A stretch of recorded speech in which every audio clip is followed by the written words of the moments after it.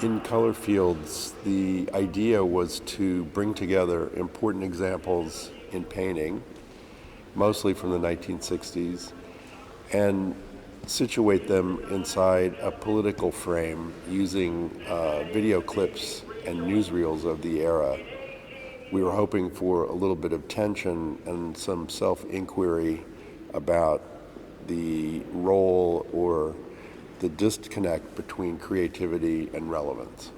The phrase or the name Color Fields was an attempt to broaden the art historical name for this style, which might typically be called color field painting. All of the pictures except one are from the Guggenheim collection in New York, and there was an important loan from Guggenheim Bilbao of the Larry Poons painting. The composition of the exhibition is deliberate, of course, and so people come in from the street looking at Hans Hofmann because he's one of the most influential artists of that era, and as you probably know, is German-born, with a reputation essentially in the States, less of a reputation in Europe. But his deep connection to color and sensation informed these artists, and he was even the teacher of such artists as Helen Frankenthaler. Then at the end of the room, because remember it's a single gallery, is this big picture by Frank Stella, which is technically not a color field painting, but it's meant to show what happens in the era immediately after this. So it's a foretaste of what's to come, this big, new, revived interest in geometric abstraction.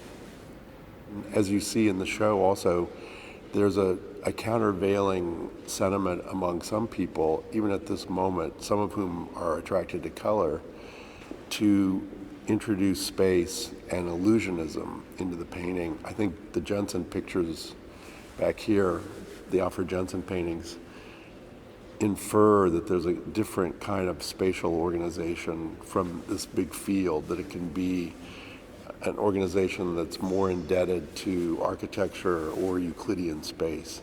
So multiple ways of looking at the 60s. It's a very vibrant movement, period, both in Europe and in America and Latin America. So a rich time that we don't fully understand yet. One of the intellectual powers and one of the constricting aspects of these pictures is that they were talked about by theoreticians when they were being made. So that was a somewhat unusual propagandistic assessment at the time, particularly by the writer Clement Greenberg, who might have had too big a stranglehold on the way people saw the paintings. Typically, in the States, it would be called formalism. So the notion was to expunge all subject matter out of the paintings, that they be pure abstractions, the flatter, the better, and in a way, removing the artist's hand is a great attribute as well.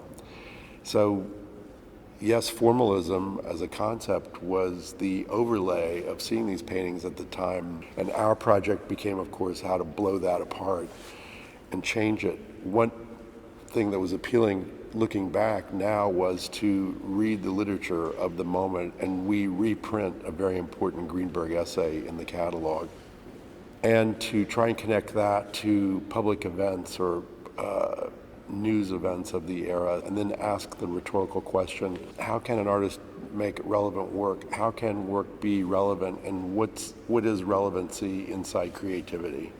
We don't answer that question, but it was a rhetorical beginning for the exhibition.